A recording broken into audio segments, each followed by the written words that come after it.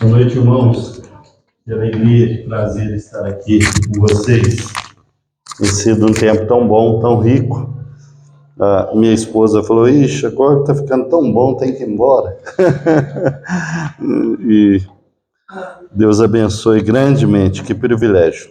Vamos abrir Efésios capítulo 5, dos versículos 15 a 20. Efésios 5, de 15 a 20.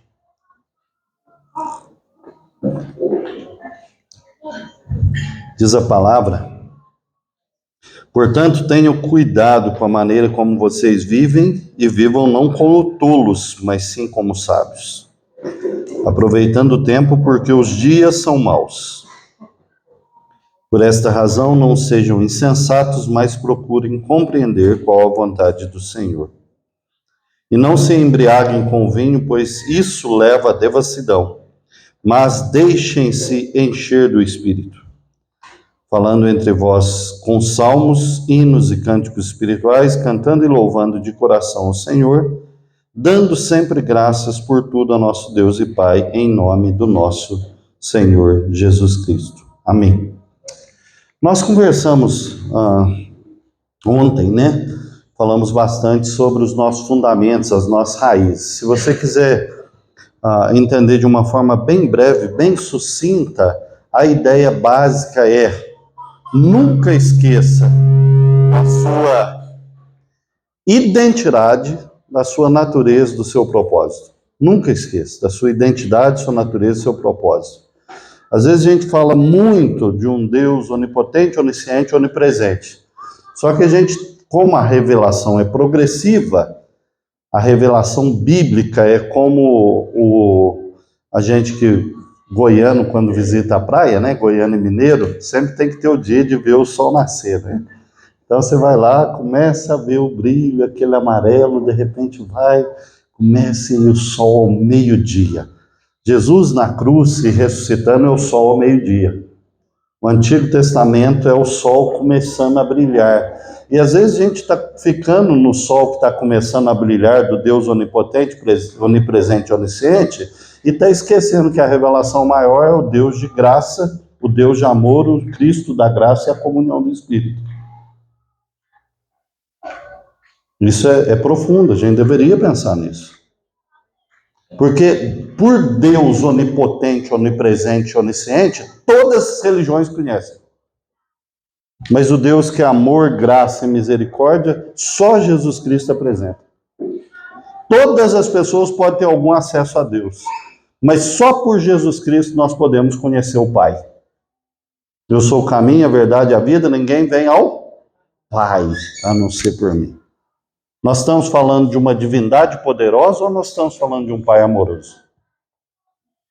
Como que nós estamos trabalhando? E se é um Deus que é o Deus que é poderoso, sim, que é onipotente, sim, mas ele escolhe se revelar como um Pai amoroso. E um Pai amoroso gera em nós uma natureza de amor. Amém? A semente da palavra caiu no nosso coração e gerou um novo homem segundo Cristo, gerado em amor. Então nós fomos gerados em amor. Por isso que quando você não perdoa, você fica ruim. Por isso que quando você não exerce misericórdia, você fica ruim. Por isso que quando você não ama, você fica ruim, porque Deus já encheu o seu coração de amor. E às vezes você está falando assim: minha vida está um peso, eu preciso ter mais amor. Não, se está um peso é porque Deus já depositou e você não distribuiu. Amém, irmãos? Nós fomos gerados em amor. Então a nossa natureza agora é uma natureza gerada em Deus por causa de Cristo, do poder do Espírito Santo, no qual Ele nos gerou em amor. A nossa natureza é amor. Ainda que o pecado queira voltar, ainda que o pecado queira dominar. Mas a nossa natureza agora é uma natureza gerada em amor. Tanto é que a palavra, a gente poderia fazer uma cronologia aqui do trabalho do Espírito Santo em Jesus e do trabalho do Espírito Santo em todo cristão. Jesus é gerado pelo Espírito, genal, né, de onde vem genética. Jesus nos regenera pelo Espírito Santo. Jesus é batizado no Espírito, nós somos batizados pelo Espírito. Jesus é levado pelo Espírito ao deserto, nós somos levados pelo Espírito também para enfrentar as provações.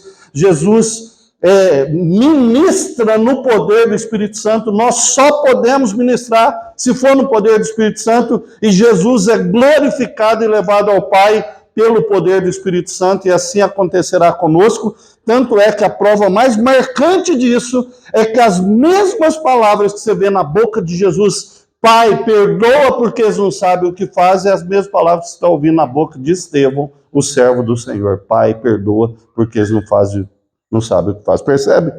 A ação do Espírito Santo em Jesus, na história de Jesus, é a ação do Espírito Santo na história de todo filho de Deus. Louvado seja Deus por isso. Mas nós temos uma identidade. Aquele que era unigênito se tornou primogênito para que agora Deus tenha muitos filhos e ele tenha muitos irmãos. Nós temos uma identidade, filhos amados de Deus. Nós temos uma natureza gerada em amor, nós temos uma identidade, filhos amados de Deus, e nós temos um propósito. Todo o propósito da Bíblia, todo o propósito da igreja é um propósito para a comunhão. Todo o propósito é para a comunhão. Tudo que Deus fez para a comunhão. A única proposta de fé e divindade no mundo que você não tem nem individualismo, nem coletivismo, nem um Deus único e nem um panteão é a fé cristã, onde você tem um Deus que é família, Pai, Filho e Espírito Santo. Isso diz muita coisa em termos de ciência, de fé, de vivência de igreja e tudo mais. A grande pergunta dos cientistas é: como você trabalha unidade e diversidade? Como você fala da pluralidade do mundo ao mesmo tempo de unidade? A única forma é falar de um só Deus habitando em 3 pessoas. E fez todas as coisas dessa forma. O único Deus que pode falar de comunhão é o Deus Pai, Filho e Espírito Santo, porque ele é eternamente comunhão. Os pais da igreja, Agostinho, todos eles falavam alegria soberana, o deleite eterno, o prazer inacessível, o prazer que nunca murcha, o prazer da delícia, o Jesus que diz: Pai, glorifica-me com a glória que eu tive contigo desde antes de eu ver o mundo. Uma vez eu fui ler um livro assim, com um pouco de medo, ressalva do autor e tal, mas eu levei uma lavada que eu fiquei assim, porque o autor dizia, em resumo, ele dizia assim: Deus é um pai que em toda a eternidade se deliciava com seu filho. E ele se deliciava tanto com o seu filho que ele quis multiplicar essa alegria e ele criou seres humanos para parecer com seu filho. Pensa que negócio maravilhoso. Deus nos criou para parecer com Jesus, para que nós fôssemos o reflexo da sua alegria, fôssemos o deleite dele, deleitássemos deles e fôssemos o deleite dele. Então Deus nos criou com um propósito para a comunhão, Deus criou com uma identidade firme, filhos de Deus, Deus nos criou com uma natureza, gerados em amor. Amém, irmãos? Essa é a nossa raiz, essa é a nossa identidade. Esse é o nosso fundamento. E aí nós falamos dos frutos, não é? Que todo mundo que tem essa raiz vai ter frutos, né? Vai viver uma vida que vai naturalmente gerar. Já pensou nisso? Que coisa maravilhosa? O sol não brilha para si mesmo, a planta não dá fruto para si mesmo, o rio não corre para si mesmo, um filho de Deus também não frutifica para si mesmo. Ele frutifica para abençoar, para glorificar a Deus. E aí você fala assim: mas eu vou frutificar, como é que é isso? E aí Deus falou: tudo que você pedir em meu nome eu farei. O meu amor, assim como o Pai me amou, eu vos amei. Permaneço nesse amor, e quem vive comigo vai dar muito fruto e vai ter alegria plena. O ser humano está em busca da alegria. Todo ser humano está em busca da alegria. E não há livro no mundo que fala mais de alegria do que a Bíblia. C.S. Lewis dizia: não há livro no mundo que fala tanto de esperança, quanto a palavra de Deus. E talvez se ela enfatiza tanto a esperança, tanto o amor, se a Bíblia sempre está falando no subjetivo, no aumentativo, poderosamente, gloriai-vos e amai-vos, e toda hora é porque ela sabe que o pecado, essa é outra coisa fenomenal pensar. A gente está achando que o pecado diminuiu, ou o pecado veio trazer o prazer, que o pecado dá o prazer. Essa é a maior mentira do mundo. O pecado quebrou a força do prazer, de tal forma que você se contenta com qualquer coisa. Esse é o ponto. Você, o pecado é que dá prazer, o pecado é que veio dar alegria, o pecado é que nos... Mentira, mentira. Deus nos criou para o prazer. E o prazer em Deus, só que o prazer de Deus não é qualquer coisa. Na linguagem do John Piper, se você quiser pedaços de pedra e pedaços de pau, pega um rastelo. Mas se você quiser achar pepita, você precisa de uma picareta. O que acontece? C.S. Lewis diz assim: nós somos como crianças bobinhas brincando nas areias de um córrego de uma favela e rejeitando o convite para ir para uma praia paradisíaca. Olha que coisa. Então o pecado não aumentou o prazer, o pecado quebrou o prazer. O pecado fez a gente contentar com qualquer coisinha. Qualquer transinha a mais, qualquer bebida a mais, qualquer coisa nos enche, sendo que se a gente perseverasse, segurasse e pegasse mais firme, a gente experimentaria a alegria eterna. Amém, irmãos? Os nossos irmãos lá do passado colocavam mais ou menos assim, né? Deus é mais glorificado em nós quanto temos mais prazer nele. É simples. Se o seu filho fala assim, cara, viver com meu pai é bom demais. O que ele está falando? O que ele está fazendo com você? Imagina você no meio da luta, o bicho pegando, parece que está lascando tudo. Você fala assim, rapaz, está ruim, mas o meu pai é muito bom, isso aqui vai passar. A dor tem limite, a alegria não. As lutas têm prazo de validade, mas o amor de Deus é eterno. E mesmo no meio da pauleira, você fala assim, Deus é bom. O que você está fazendo? Você está glorificando a Deus, enquanto você fica feliz nele. Então, guarde isso, escreva isso. O prazer não é que o cristão não gosta de prazer. O cristão sempre trocará um prazer menor por causa de um prazer maior. O cristão é alguém em busca do prazer. E segundo John Piper, Jones Edwards e centenas deles, buscar a alegria e buscar Deus é a mesma coisa, porque só Deus tem alegria verdadeira. Eu vou exemplificar isso para você.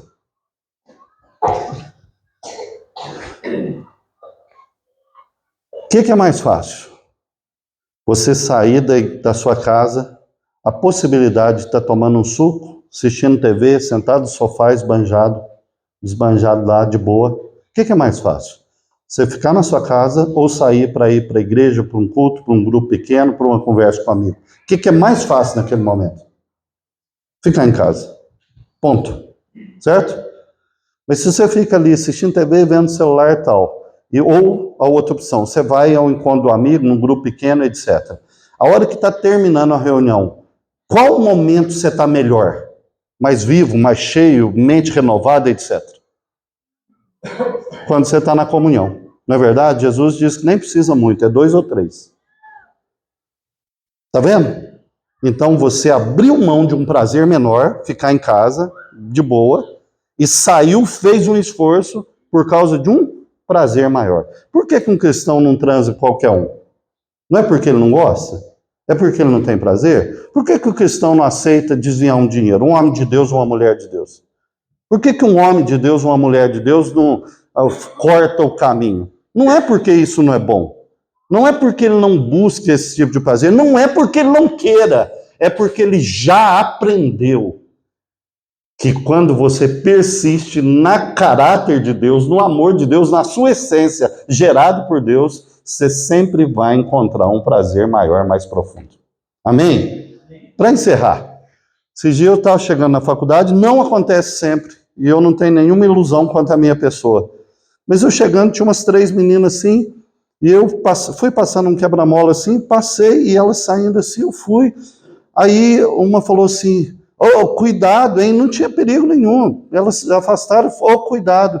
Aí eu fiquei com a vergonha daquilo, eu desci, estacionei o carro, desci, falei, ó, desculpa. Ela falou, por que você não me leva com você? Agora pensa na situação. Oh, eu poderia falar, então vamos sair, não poderia? Sai e tal, diverte, etc. Agora a grande pergunta, como que eu chego em casa e olho no olho da minha esposa? Como que eu converso com meu filho sobre fidelidade, olhando no olho dele? Como que eu estaria agora aqui pregando para você sobre fidelidade? Você está entendendo? Não é que ali não teria um prazer, não é que ali não teria uma alegria. Tem, mas é diminuta, é pervertida, não honra a Deus, não gera crescimento. O cristão, não é que o cristão não gosta de prazer, o cristão está atrás de um prazer maior. Louvado seja o Senhor. Amém? E quando você vive isso, você vai frutificar, vai extravasar da sua vida, vai viver. E eu queria comentar então com vocês, hoje, para encerrar esse momento aqui, que nós fomos chamados para andar com Deus. Andar com Deus. Vede prudentemente como andar. A gente está pensando que às vezes a nossa vida é uma vida que termina em culto. Às vezes a gente está pensando que a nossa vida é uma vida que termina em liturgia. Às vezes a gente está pensando que a nossa vida se limita a devocional. E tudo isso é bom, faz parte, tem o seu lugar. Mas se a gente não tomar cuidado, a gente vai deslocar a nossa energia da vida para um momento. E aí a nossa vida vai empobrecer e vai ficar ruim demais. Olha comigo. A Bíblia diz que na viração do dia, Deus descia e andava com Adão. Andava com Adão e Eva, conversava com eles. Andando mais um pouquinho para frente, o que diz a palavra? A menor biografia do mundo com o maior conteúdo do universo. Andou Enoque com Deus e já não era porque o Senhor tomou para si. Imagina uma biografia disso. Andou Eliel com Deus. Meu Deus do céu. Aí você anda mais um pouquinho e diz assim, Noé era justo e íntegro entre seus contemporâneos. Noé andava com Deus. Logo mais à frente diz que Abraão era um homem que Deus diz para ele, anda na minha presença e ser perfeito. Quando o povo sai, vai, desce para o Egito, passa no Egito, sai do Egito, vai para o deserto, Moisés está vivendo com o povo andava com Deus, não tinha templo fixo, tinha tabernáculo desmontável, de tal forma que Deus estava com o povo, andando com o povo. E aí, um certo momento, o povo pecou, Deus falou assim, eu não vou mais com esse povo, eu vou mandar o anjo. Qual foi a resposta de Moisés? Senhor, se a tua presença não for conosco, não nos faça sair desse lugar. Porque o que nos diferencia, nós, de todos os povos da terra, é o quê? Que o Senhor anda conosco. Anda 24 horas por dia. Aí você chega no Salmo 15, ele diz, Senhor, quem habitará no teu tabernáculo? Quem há de morar no teu santo lugar? E aí ele começa a dizer, o que é limpo de coração, puro de mãos, não entregue sua alma à falsidade, etc, etc. E aí você fica perguntando, quem vai morar no céu? Ou quem vai morar no templo? Não é nenhum dos dois. O verbo do hebraico ali é o verbo gur. O verbo gur é o habitar do nômade, é o habitar do cigano. Cigano não habita num lugar fixo, cigano habita andando. Em outras palavras, o Salmo está perguntando, Senhor, quem vai andar 24 horas por dia com o Senhor? Aí diz, o que é limpo de coração, de mão, não entrega a sua alma à falsidade. Aí você vai para os profetas. Qual que é a grande briga dos profetas? Por exemplo, a semelhança de Isaías. Isaías está falando assim, olha, Deus está dizendo, eu estou com nojo da reunião de vocês. O louvor de vocês, a música de vocês, o ritual de vocês me causa constrangimento.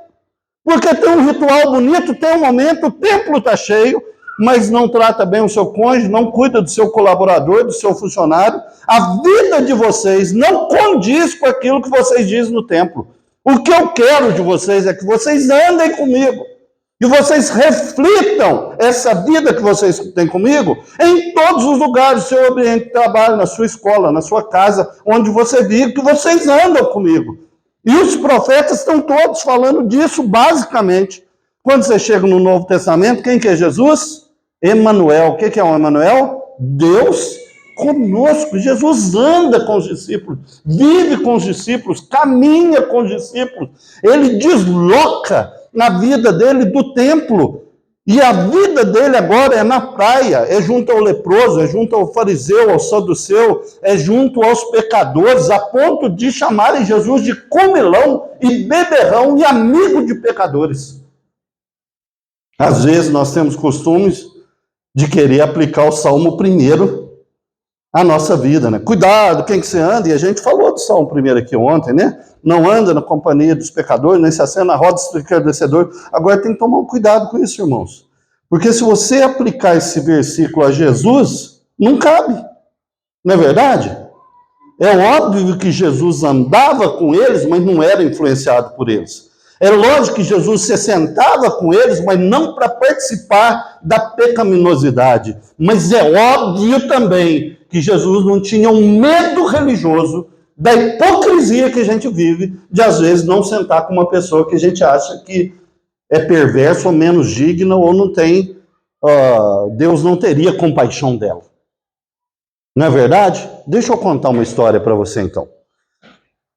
Estava lá em Minas, participando lá da primeira igreja, no final da minha adolescência, entrando na juventude. Isso, 96, 97, mais ou menos. Estou denunciando minha idade, né? Não tem problema. Amém, meu irmão? E aí estava lá. E aí chegou um cara na igreja. E o cara chegou na igreja tão travestido que o pastor apresentou ele como mulher. Estou falando da década de 90. Pastor, Roberto ali e tal. E era o Roberto. E o Roberto começou a vir na igreja. E o Roberto foi sendo transformado, participando da vida da igreja. A gente teve um acampamento de homens lá de quase 60 pessoas, ele cozinhou sozinho. E lá trabalhando, de repente o Roberto se afasta. Some. E aí o meu irmão falou assim, cara, que deu Roberto? O que está acontecendo com o Roberto? Aí um domingo, a gente pegou nossa bicicletinha velha, fomos lá no bairro. Para você ter ideia, o nome do bairro era Inferninho, Risca-Faca. Esse era o apelido do bairro. E a gente pegou a bicicletinha, pá! Chegamos lá, já levamos um choque, porque a hora que a gente bateu na porta, não chamou, a gente foi ver em cima da cerca, ele estava se queimando vestido de mulher. E a gente, Roberto, aí o Roberto atendeu. Ele falou, Roberto, cara, estamos sentindo falta de você, o que aconteceu? Ah, não, pessoal, tal. Foi, Roberto, cara, que isso, Deus nos ama, cara, e tá... E eu gosto de enfatizar isso, né? Eu não queria ser pastor, eu não fiz isso porque eu queria, não, eu nunca quis ser pastor, fugi até não dar mais, até que Deus me encurralou, falou, chega. Eu queria amar a Deus e amava a Deus, eu queria investir em missões e trabalhava para isso, mas eu não queria ser pastor. E aí a gente foi lá, e Roberto, e aquela luta, e falou, tá bom, cara, a gente espera te encontrar, tá. Aí um dia, eu andando na minha bicicletinha velha, indo para o trabalho, e eu aqui na bike e o Roberto ali como se no ponto de um ônibus. E o Roberto lá meio travestido, e eu lá com 16, 17 anos, falei assim, eu vou falar com o Roberto. Aí na minha mente, vai ser algum colega se eu tiver. Aí o Espírito Santo, mas você precisa de falar. Ele é uma pessoa, ele tem dignidade, ele tem valor. Mas e esse pessoal? Mas você tem que... Mas isso... Você está entendendo? Até que pela misericórdia de Deus, o Espírito Santo venceu. E eu parei lá e falei, Roberto, o que está acontecendo, cara? A gente está sentindo sua falta. Sua presença é significativa para nós. A gente está sentindo sua falta. O que está acontecendo? Eu estou dando esse testemunho para mostrar para você como que às vezes a gente é hipócrita. Como que às vezes a gente ama mais a glória dos homens do que a glória de Deus. Como que às vezes a gente é bom para o culto, mas ruim para a vida. E às vezes a gente faz acepção. Às vezes a gente olha torto. Pior do que isso, a gente está preocupado com o que os outros estão pensando de nós. Se você for ler o Evangelho de João, diversas vezes Jesus diz para aqueles religiosos, sabe qual que é o problema de vocês? Vocês amam mais a glória dos homens do que a glória de Deus. Isso é sério, isso é muito sério. Muito sério. Mas você vê um Jesus que dizia, o pessoal dizia, ele é amigo de pecadores e prostitutas. Ele é um comilão, ele é um beberrão, porque ele andava com as pessoas. Ele sabia quem ele era. Ele sabia da sua identidade, do seu caráter. E aí ele não tinha medo, ele ia ao encontro daqueles que mais precisavam. E aí quando Jesus sobe ao céu, quem que Jesus manda? O Espírito Santo. Agora o Espírito Santo não só anda conosco, mas o Espírito vive em nós. Aí você vai para as cartas, eles estão dizendo toda hora andar em amor e não andar em amor, Efésios pelo menos 8 vezes. 3 vezes no negativo, não andai como andaste outrora, segundo o príncipe da potestade do ar, segundo os filhos da desobediência, e ele vai falar, e andai em amor, e andai na vossa vocação. E aí quando você chega no Apocalipse, lá na cidade não haverá sol, porque a sua presença será constante entre nós. Ou seja, o tema do andar com Deus é um tema que você pega do começo ao fim da Bíblia, Deus mostrando que o alvo de Deus, o grande alvo de Deus, é que Ele quer andar conosco, Ele quer andar em nós, Ele quer andar através de nós. Como que a mão de Deus toca as pessoas no mundo hoje? Através da minha e da sua mão. Como que os pés de Deus andam no mundo hoje? Através dos nossos pés. Como que Deus fala com as pessoas hoje? Através da sua palavra, mas usando a minha e a sua boca. Como que Deus hoje abraça o pobre, o sofredor, o doente, o necessitado? Através do meu e do seu abraço.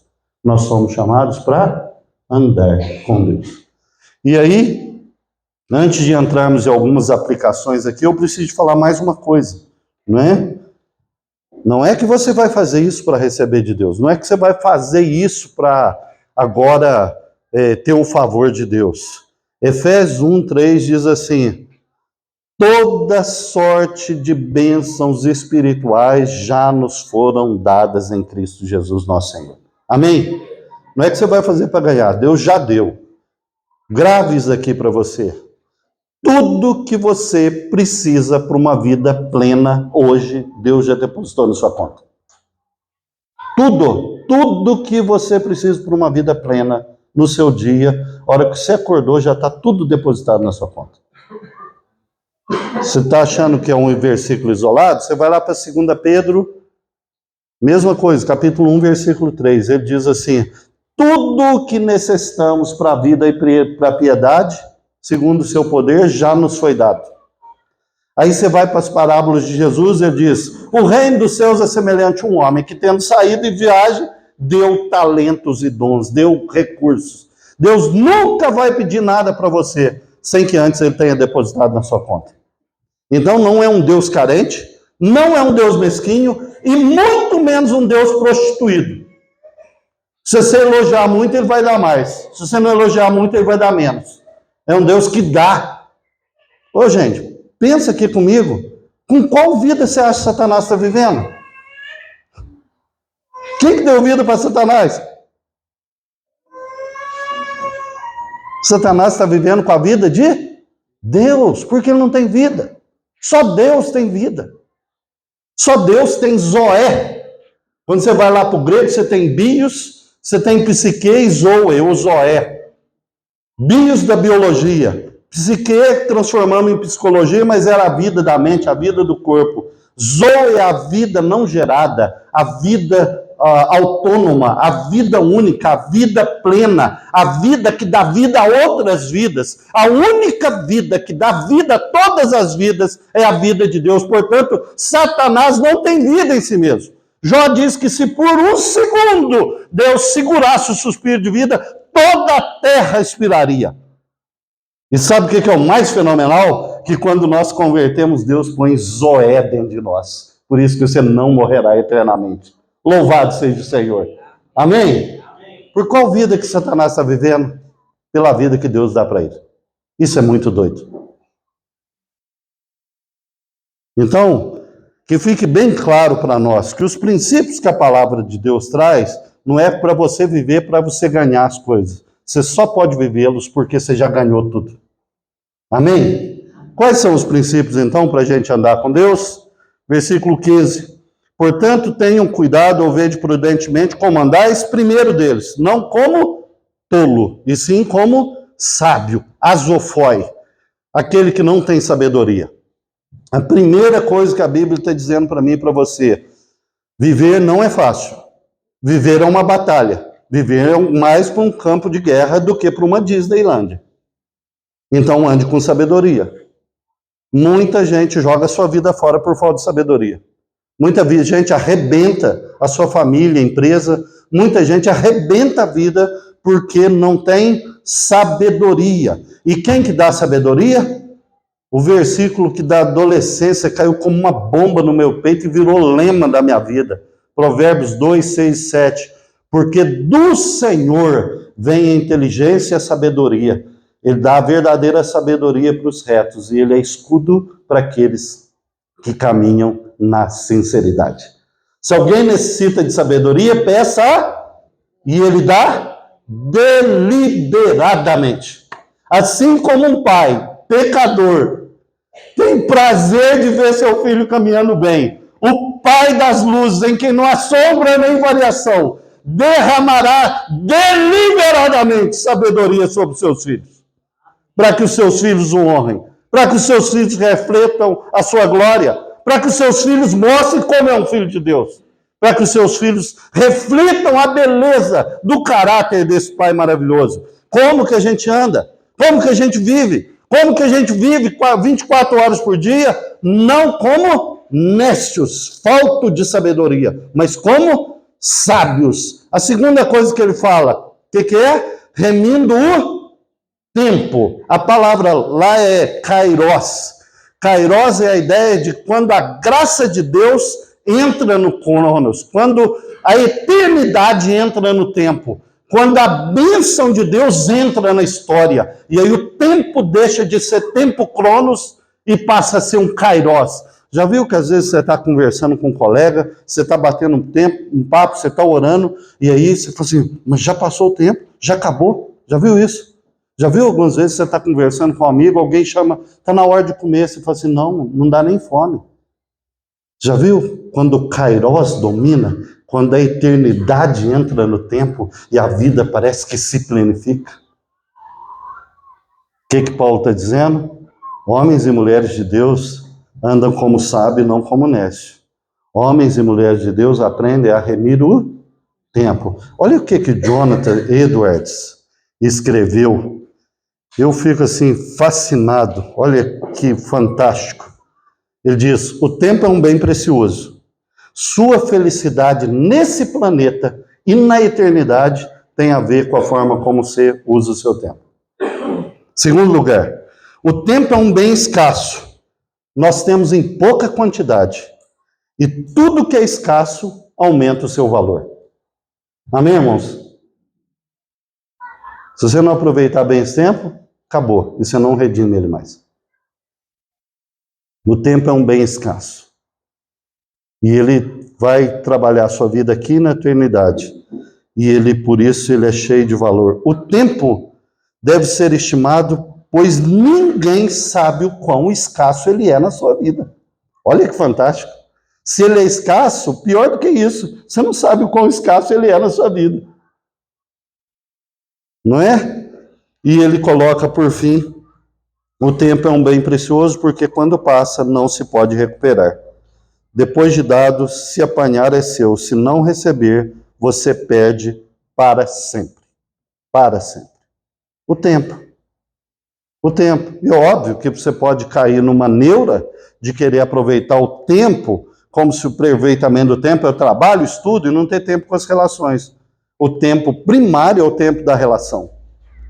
E aí, óbvio, também o tempo. E como não falar disso numa época onde, se a gente não tomar cuidado, a gente é consumido pelas redes sociais. E a gente sabe que não vale nada.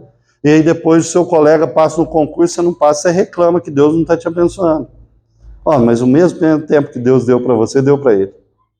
O mesmo tempo que Deus dispôs para o ímpio, ele dispõe para quem não está nem aí com ele. É o Deus que faz chover sobre maus e bons, porque ele é bom. A questão é o quanto nós temos consciência desse amor, dessa graça, e o quanto nós aproveitamos o tempo. Então, Paulo está dizendo, se por um lado a gente precisa de andar como sábio, o sábio é aquele que sabe aproveitar bem o seu tempo. as oportunidades. Como que anda um filho de Deus? Como vive um filho de Deus? Um filho de Deus aproveita bem o tempo. E aí no versículo, deixa eu só contar uma historinha aqui.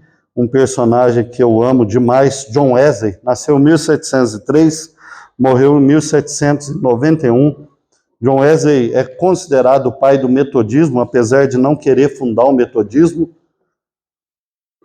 John Wesley pregava 4 horas da manhã nas minas de carvão, e ele escreveu assim: Senhor, não me deixe viver até chegar a ser inútil. E acrescentou: entre mim e a ociosidade existe um divórcio total. Se a minha saúde permitir, proponho-me estar ocupado enquanto viver.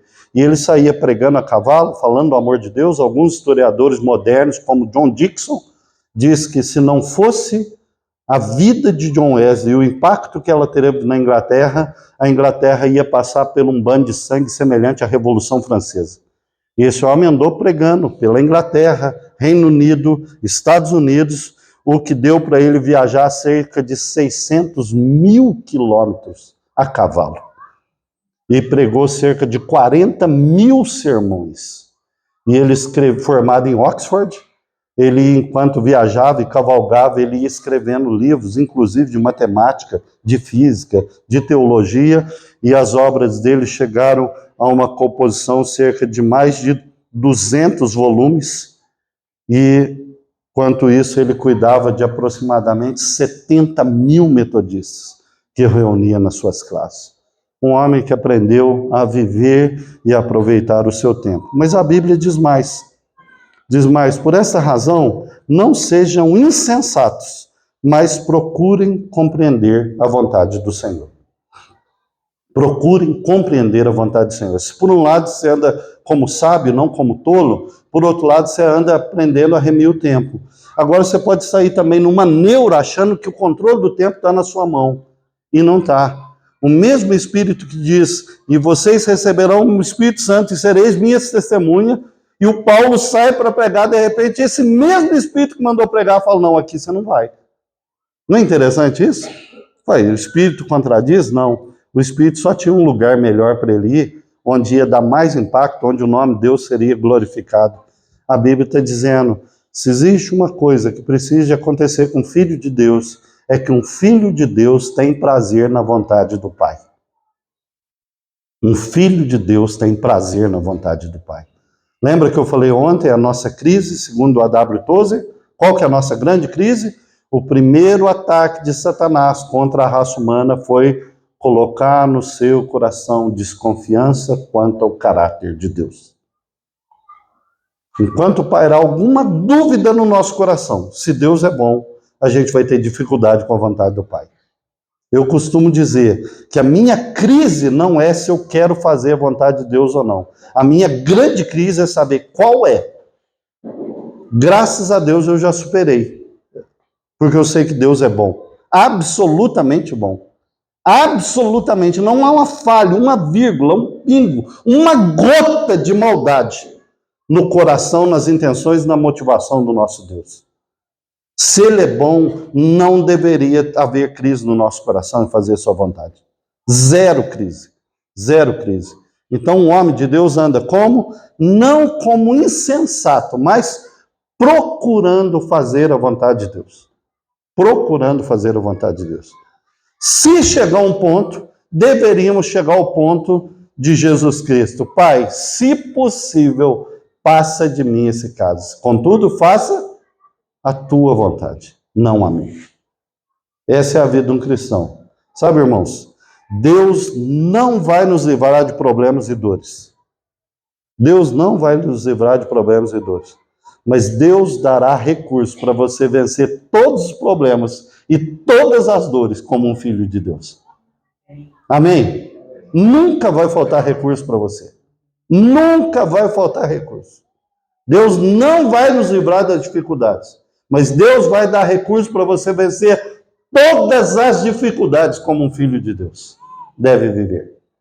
E aí ele diz mais, e aqui está o ápice do texto, né? Tem uma metodologia, né? um esquema que eles chamam que é o quiasmo de interpretação, é que o autor vai pôr num ponto, outro ponto, até que chega no meio. O meio é o coração do texto, é o ápice do texto, é o ponto mais alto do texto. E qual que é o ponto mais alto do texto? E não vos embriaguem com vinho, pois isso leva à devassidão. A devassidão aqui é a mesma palavra usando para o filho pródigo que pega a sua riqueza e acaba com tudo, e perde tudo. Você joga a vida fora.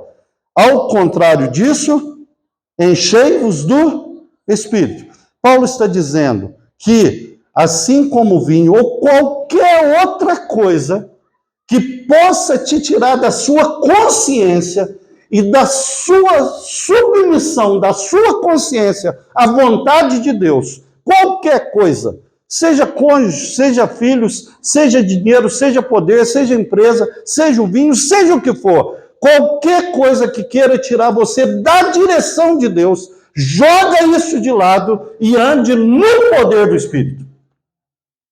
No poder do Espírito. E aqui eu suspeito que nós temos um problema entre tradicionais e pentecostais. Tradicionais têm deixado o Espírito Santo só para iluminar a mente. Os pentecostais têm deixado o Espírito Santo para animar o culto. E a Bíblia falou que não é nem um nem outro, que é para a gente andar no Espírito.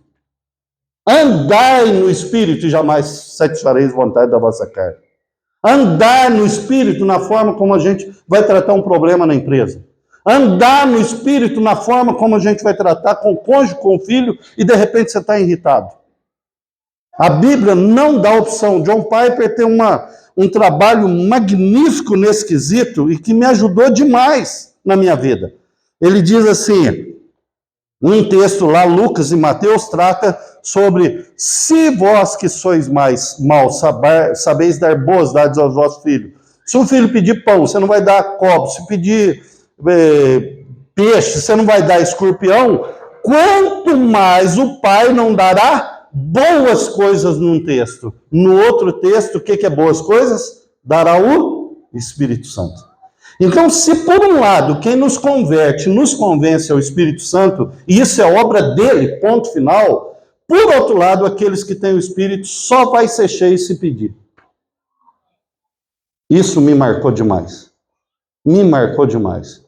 E depois que eu fui ler isso, entender isso, estudar isso, eu passei quase que imediatamente a todas as minhas orações, falar assim, Deus, dá-me mais do teu Espírito Santo. Mark Lloyd Jones fala assim, por que alguns cultos, às vezes parece que não é tão caloroso, vivo, gostoso, o ambiente da graça? Porque a gente vem para o culto sem expectativa de Deus. O Espírito Santo é dado para aqueles que o desejam. Se por um lado ele te convence, é ele que te convence. Por outro lado, o convertido precisa desejar o Espírito Santo. E às vezes parece que a gente está sendo meio tolo nisso. E a gente fica assim, Senhor, me dá a sabedoria. Senhor, me dá a paz. Senhor, me dá bondade. Senhor, me dá paciência. Por que você não pede o Espírito Santo? Vem tudo junto. Amém, irmãos? Se você for cheio do Espírito, o que é o Espírito? É o Espírito da paz, da bondade, do amor, da fé, da alegria, da vida. Peça o Espírito Santo, clame pelo Espírito Santo, seja cheio do Espírito Santo, seja dominado pelo Espírito Santo, viva no Espírito. Não é coisa de pentecostal, é coisa de gente de Deus. A gente foi fazendo essa separação maldita, que não ajuda em nada. Nós somos chamados para viver no Espírito Santo de Deus. Homens e mulheres de Deus são guiados pelo Espírito, vivem no Espírito, são cheios do Espírito, pregam no Espírito, amam no Espírito. Porque não há outro estilo de vida para um cristão. Fazendo uma devocional um tempo atrás, me bateu no peito como uma bomba atômica. Olha Gálatas capítulo 3, versículo 14. Eu falei assim, meu Deus do céu, por que eu não vi esse negócio antes? Olha o que diz Gálatas capítulo 3, versículo 14. Vamos lá no 13. Cristo nos resgatou da maldição da lei, fazendo ele próprio maldição em nosso lugar, porque está escrito, maldito todo aquele que for pendurado no madeiro, para que a bênção de Abraão, e a gente sempre pensa no prometido no Cristo, não é verdade? A bênção de Abraão, o prometido, quem que a gente pensa? O Cristo, o Cristo. Mas olha o que Paulo diz. Para que a bênção de Abraão, deixa eu achar aqui, para que a bênção de Abraão chegasse aos gentios em Jesus Cristo, né? Para que recebêssemos pela fé quem? O Espírito prometido. O que a Bíblia está dizendo para nós? Jesus Cristo, sem o Espírito Santo, não aconteceria nada, irmãos. A obra não termina em Jesus. Sabe os grandes teólogos do passado lá, Thomas Atkinson, todos eles, quando eles vão estudar lá porque dele, por ele e para ele, a maioria deles entende, porque tudo foi feito em Deus, tudo foi mediado por Cristo e tudo será concluído pelo Espírito Santo de Deus. Em outras palavras, se tivesse Jesus não morresse na cruz, Jesus viesse, Jesus ressuscitasse, mas se não tivesse o Espírito para nos convencer, para habitar em nós, para nos levar a Deus, para nos fazer amar, a obra de Deus não estaria completa. Então a gente não pode parar em Jesus Cristo. A gente tem que terminar para a comunhão do Espírito Santo de Deus. Amém, irmãos? Enchei-vos do Espírito. E aí Mark Lloyd Jones fala, enchei-vos é imperativo. Portanto, não ser cheio é pecado. Ele diz mais, ou John Stott, enchei-vos, está no plural, significa que é uma mensagem para criança, adolescente, jovem, presbítero, diácono, pastor, todo mundo. Não é que alguém tem uma categoria especial que vai ser cheio do Espírito, a outra pode ser mais ou menos. Não, enchei-vos é para a comunidade inteira. Ele diz mais, enchei-vos, lá no grego está no passivo. É a ideia que se você estiver aberto para Deus, o próprio Deus é mais interessado em encher sua vida. O próprio Deus é mais interessado que você seja cheio do Espírito Santo. E aí ele diz mais, é mensagem para forte e para fraco. Se você estiver forte hoje, animado, vivo, feliz, querendo honrar, pregar, viver para Deus, se você não continuar buscando, amanhã você vai estar vazio. Mas também, se você estiver fraco hoje e decidir buscar o Espírito Santo, Deus vai te encher do amor, da graça dele. Amém, irmãos? Você tem vivido isso? Você já viu? E aí, eu estou falando como presbiteriano de quarta geração, tá bom? Meu bisavô materno converteu em 1890. Foi plantador de igreja 24 de setembro de 1900. Meu bisavô, Gabriel Gomes, estava fundando uma igreja lá em São João da Cristina. O pessoal plantava cana-de-açúcar para fazer pinga, converteu a maioria do bairro e começou a fazer rapadura. Plantava fumo para fazer cigarro, começaram a plantar hortaliça. De 1900 para cá, nesse bairro, não teve mais um bar, morte violenta, prostituição quase que zero, 70% do bairro é dessa igreja, já plantou igreja no Paraná, tem missionário em todas as partes do mundo, desde 1900. Uma comunidade de mais ou menos 800 pessoas. Aí o meu avô materno converteu em 1914, um paterno, Marculino Teodoro de Carvalho. Pela misericórdia de Deus, eu nunca desviei da igreja, nunca saí. Mas às vezes a gente enfatiza tanto o pecado que parece que o pecado domina. E aí, quando eu senti algum toque de Deus, eu falo assim, mas será que é pecado? Por exemplo, eu senti assim, por que você não ora com fulano? Por que você não manda uma mensagem para o ciclano? Eu senti isso muito. E eu falo assim, mas será que isso é da minha cabeça? Mas será que isso é do diabo? Olha que crise, gente. Como que o diabo vai empurrar você para fazer o bem para alguém? Pelo amor de Deus. Está vendo que a gente não confia nos toques do Espírito Santo? E aí eu falei assim, Deus, me livra disso em nome de Jesus. E eu estou lá andando de carro, eu lembro uma vez, descendo lá do trabalho, começou a ficar o nome de uma irmã da igreja, muito simples. Não lembro o nome dela, já faz um tempo. E aí ficou o nome da irmã na mente. Eu falei assim, cara, eu não sei o que eu faço. E o nome dela foi, eu vou passar no mercado. Passei no mercado e, sem saber de nada, fui lá, comprei tomate, batata, um feijão, um arroz e tal. Cheguei lá e falei, irmão, não sei o que foi, mas eu estou incomodado, eu vim trazer isso para a senhora. Ela começou a chorar, falou assim, pastor, eu estava quase sem nada para comer aqui em casa. Eu falei, sim, esse negócio é de Deus. Esse negócio funciona. O Espírito Santo guia a gente mesmo, de fato. O Espírito Santo quer andar com a gente 24 horas por dia. O Espírito Santo quer dar direção para a nossa vida. E aí eu começava a sentir assim, eu vou ligar para o Fernando. E aí, de repente, eu falo assim, Fernando, eu não sei o que foi não, cara, mas eu estou pensando em você, que eu queria orar com você. Pastor do céu, pelo amor de Deus, eu estou numa crise aqui que o senhor não imagina. E aí começou a acontecer muitas vezes, de muitas maneiras. De vontade de dar um dinheiro para alguém, de vontade de ligar para alguém, de vontade de fazer uma visita. E aí eu fui percebendo, e hoje eu falo com toda a convicção do meu coração, o Espírito Santo de Deus quer dirigir a nossa vida em todos os seus detalhes. A Bíblia está dizendo, enchei-vos do Espírito.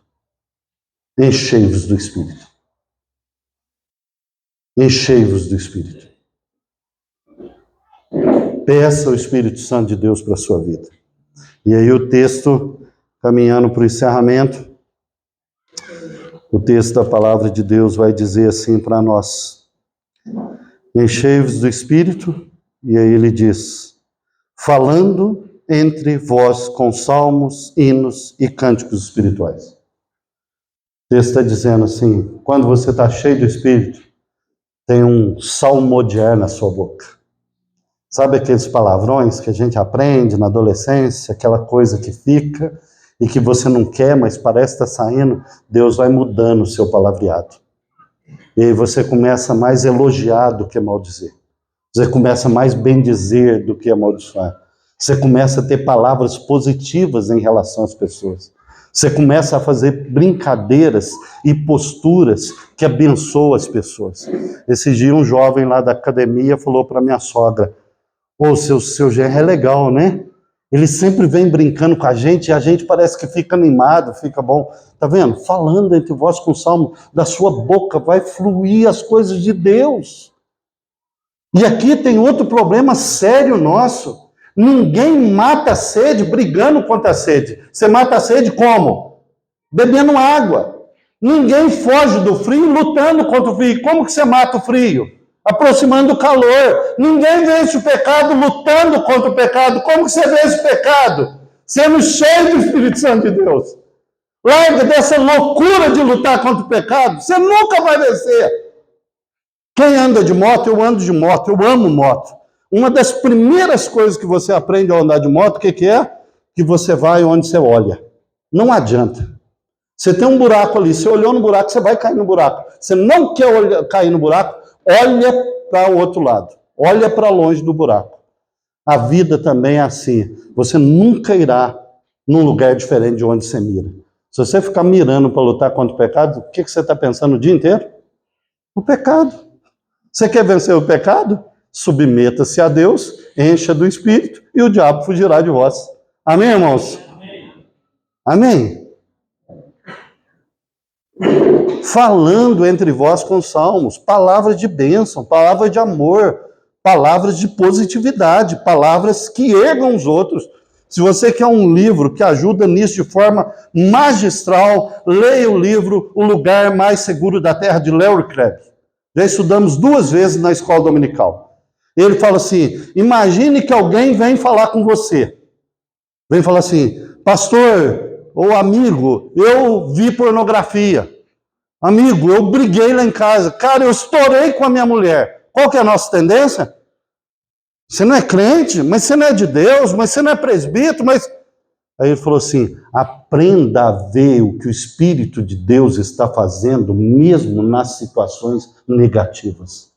Qualquer pessoa que tenha brigado, caiu num pecado ou um problema, teve coragem de falar com você, de se abrir, não indica que o Espírito Santo de Deus está trabalhando e essa pessoa está querendo melhorar? Amém, irmãos? Traga a pessoa para o lado positivo. Traga a pessoa para o lado da luz. Pega o ponto dele e fala assim, cara, não é legal você brigar com a sua esposa, com o seu cônjuge. Não é legal, mas que bênção que o Espírito de Deus está trabalhando com você. Que bênção que Deus está fazendo na sua história. Olha que coisa linda. Por você mesmo, você ia afundar nesse pecado e ia até se lascar. Mas o Deus que te ama, que te amou, que te salvou, que te abençoa, gerou arrependimento no seu coração. Você está vindo aqui, falando entre vós com salmos, louvando e entoando de coração ao Senhor. Sabe aquele dia que você está assim na igreja, está em casa, está num lugar, você fala assim, cara, eu não quero louvar, eu não quero. Não sei, eu estou mal, minha alma não está legal, eu não quero. Aí o John Piper falou assim, quando a gente é sincero com Deus e diz para Deus, Deus, minha alma não quer louvar, apesar de eu saber que o Senhor é digno, isso já é louvor. É melhor do que ser hipócrita, né? Deixa o pessoal ver como que eu sou crente. Ô, irmãos, olha aqui. Quando a sua alma não quer e você joga limpo com Deus, Deus, não estou entendendo, minha alma está ruim.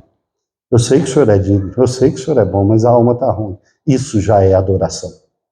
Amém, irmãos? Louvando de coração ao Senhor. E aí ele termina dizendo, dando sempre graças por tudo ao nosso Deus e Pai. É uma das coisas que a gente tem pensado muito e tem muitos estudos já sobre isso. Pouca coisa é tão rica, produtiva, abençoadora, libertadora quanto a gratidão. Você quer saber a saúde da alma de uma pessoa, veja o tanto ela agradece. A gratidão é proporcional ao trabalho de Deus na nossa vida. Poucas coisas demonstram tanto a riqueza de uma pessoa quanto a sua capacidade de agradecer. A palavra gratidão lá no grego significa que você reconhece que a graça de Deus funciona bem, você deleita na graça. Essa que é a etimologia da palavra lá. Você sabe que a graça de Deus funciona bem e você é grato. Você é grato por tudo. Você é grato quando você senta na mesa. Você deita a cabeça no seu travesseiro e fala assim, oh Deus, a gente vai envelhecendo, a gente vai vendo como que uma noite de sono é preciosa. Não é não? Cara, você bate a cabeça, Deus, que coisa maravilhosa. E às vezes eu choro. Literalmente eu choro de pensar que aquelas pessoas que não têm uma cama para deitar. Os milhões de refugiados dessa época. Pessoas que têm que abandonar sua casa sem pegar remédio, sem pegar o dinheiro, sem pegar nada e sair correndo feito um louco. E eu deito na cama, eu tenho alegria e dor. Quando eu sento à mesa com a minha família, eu tenho alegria. Eu falo, Deus, obrigado por essa comida. Às vezes minha esposa fala assim, oh, não deu tempo de fazer muita coisa. Eu falo, está bom demais. Um arroz com zoiudo em cima, glória a Deus. Glória a Deus! Dando sempre graças em tudo, em tudo, em tudo. Dando graças em tudo. As pessoas que estão ao seu redor vão falar assim, esse cara é doido. Eu sou doido, doido por Jesus, doido pela vida, doido na graça de Deus, doido por perceber o amor de Deus. Paulo não fala disso, fiz-me louco. A gente precisa ser um pouco mais louco. Está muito sério, está muito certinho. Dando sempre em graças em tudo ao nosso Deus e Pai. E aí ele encerra dizendo, versículo, em nome do nosso Senhor Jesus Cristo, por causa do nosso Senhor Jesus Cristo. A vida não pode se resumir a um culto. E às vezes o culto está ruim, não é porque o culto é ruim, é porque a vida está ruim. Quando a vida está boa, o culto pega fogo. Mas Deus nos chama para a vida. Deus nos chama para a vida. E uma vida onde a gente vive como sábios. Gente de Deus. Uma vida onde a gente entende como a oração dos nossos pais. Lá eles oravam no final do culto. O amor de Deus o Pai, a graça de Deus o Filho e a comunhão do Espírito seja sobre vós, porque a vida é curta, dura e incerta. Uau! Remindo o tempo. Mas para a gente remir o tempo e aprender a vontade de Deus, o ponto máximo disso é o quê? Ser cheio do Espírito Santo de Deus. Se tiver uma coisa para você guardar aqui, você guarda essa coisa. Que em todas as suas orações você fala, Deus, dá-me mais do teu Espírito Santo. Dá-me mais do teu Espírito Santo. E isso vai refletir na comunhão. Falando entre vós, louvando o Senhor, dando graça em tudo, por causa do nosso Senhor Jesus Cristo. Deus é bom, né, irmãos? Não é? Deus é bom, né? Louvado seja Deus. Privilégio estar aqui com vocês, que alegria, né? Sinto parte aqui, viu, Felipe? Não sei se sou digno, não, mas sinto parte aqui. Vamos orar? Ô Pai, como é que o Senhor é bom? Como o Senhor é bom. Louvado seja o teu santo nome. Receba a nossa gratidão, Deus. Receba a nossa adoração. Receba o nosso reconhecimento, Senhor, em nome de Jesus. Em nome do Senhor Jesus. Que o Senhor abra os olhos do nosso coração para ver a beleza, a profundidade das raízes que o Senhor implantou em nossa vida e nos conectou à fonte de águas vivas e eternas. O amor do Senhor derramado em nosso coração. A graça bendita que nos alcançou. E o Espírito que vive em nós para que a nossa vida seja plena, sem carências, sem murmurações, sem desafetos, mas uma vida cheia da tua graça para manifestar a tua glória e poder amar até o inimigo. Louvado seja o Senhor, Pai. Dá-nos mais do teu Espírito Santo. Dá-nos mais do teu Espírito Santo, Deus, em nome de Jesus. Dá-nos do teu Espírito para que a gente não viva uma vida para se arrepender. É muito mais do que certo ou errado, é muito mais do que fazer as coisas certinho. É viver na condução do teu Espírito Santo. Dá-nos essa graça como igreja do Senhor. Para a glória e louvor do teu nome, em nome de Jesus. Amém. Irmãos, eu lembrei do negócio que eu preciso de mais 2 minutos seu. Morreu há 3 anos atrás um senhor chamado Andor Stern. Foi o único brasileiro que passou pelos campos de concentração. Ele nasceu no Brasil, filho de médicos indianos, foi para a Índia, depois foi ali para a região da Romênia, por ali, e aí veio a Segunda Guerra, ele com 16, 17 anos, foi levado para os campos de concentração, enquanto na fila, o pessoal dizendo, tá vendo, sua tia está sendo queimada, e aqueles horrores, que ele disse que com 19 anos ele pesava 39, 40 quilos. Ele disse que o frio era tão intenso e tão maldito, de 40 graus negativos, que a grande alegria dele era defecar, desinteria para aquecer o corpo minimamente. Que as mesmas vasilhas que usava para pôr comida, é as mesmas vasilhas que usava para tirar os dejetos. Viktor Frankl, que foi para os campos de concentração, já como psicólogo, ele diz que às vezes estava deitado nos campos de concentração, dormindo, e via um colega se debatendo, alvoroçado, e ele sabia que o cara estava tendo um pesadelo. E ele chegava às vezes aí com a mão para acordar, e ele travava a mão e dizia, eu não posso acordá-lo, porque o pesadelo, por mais desgraçado que seja, é melhor do que a realidade aqui. Deixa ele ter o pesadelo. Diz que às vezes nos frios de morrer, os capatazes judeus tinham um pedaço de luz, de fogo aceso, a hora que eles iam aquecer a mão com o sapato amarrado com arame, no frio. A hora que ia aquecer um pouquinho, o capataz judeu lá chutava o fogo e apagava para eles sofrerem mais.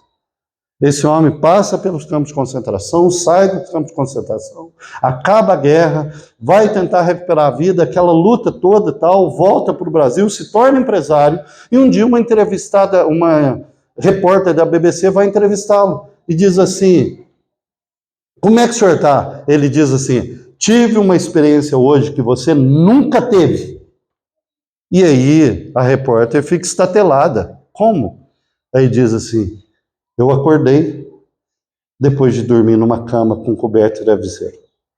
Eu levantei, tomei um banho. Do banho eu fui na geladeira, tinha margarina, leite, tomei café. Pus a minha roupa e saí para o meu trabalho sem ninguém com uma baioneta na minha cabeça. Encontrei meus colegas no trabalho, trabalhei e voltei para casa. A grande pergunta é, quem não teve essa experiência? Quem não tem essa experiência todos os dias? E aí Deus me deu uma luz que tem me ajudado muito. A grande questão da vida não é o que você deseja ter. Pode ter certeza absoluta disso. A grande questão da vida não é o que você deseja ter. A grande questão da vida não é nem o que você tem. A grande questão da vida é o quanto que você se deleita em tudo que Deus já te deu e quem você é nele. A grande questão da vida não é o que você quer ter. A grande questão da vida não é nem o que você tem. A grande questão da vida é quanto você percebe, deleita, degusta em tudo que Deus já te deu e já fez por você. Que Deus tenha misericórdia de nós, nos abençoe. Muito obrigado. Amém. Obrigado, Felipe. Amém, pastor, muito obrigado. Fica aqui na frente, deixa eu orar com você. Fernanda, vem cá, por favor. Nós somos muito gratos pela ajuda de vocês. Eu sei que a agenda não é fácil, ministerial, de trabalho, familiar, são muitos compromissos, então nós ficamos muito gratos por vocês terem aceitado esse convite. Amém. Talvez seria um pedacinho de feriado para descansar, para ficar em casa, mas vocês aceitaram estar conosco e a gente queria orar por vocês, agradecendo a Deus a vida de vocês. Eu estou mais feliz que se estivesse descansando. Vamos orar, irmãos. Deus, muito obrigado, Pai, porque nós temos o privilégio de sermos abençoados pelo Senhor, através do Eliel, da Fernanda e do Ênter. Muito obrigado, porque eles aceitaram esse convite. Amém. Nós queremos nessa noite, Deus, orar ao Senhor pela vida deles. Amém. Que o Senhor abençoe o ministério, os desafios do trabalho, Amém. os desafios familiares, que o Senhor abençoe Amém. o casamento deles, Deus. Que eles Amém. sejam cuidados sempre pelo Senhor. Abençoe seus filhos também. Amém. Uns mais longe, outros mais perto. Amém. Que eles sejam sempre, Deus, agraciados pela boa mão do Senhor. Amém, Deus. Louvamos ao Senhor pela vida deles. Oh, Em nome Deus. de Jesus. Amém. Amém. Deus Amém. abençoe. Muito obrigado, viu? Obrigado. Irmãos, amanhã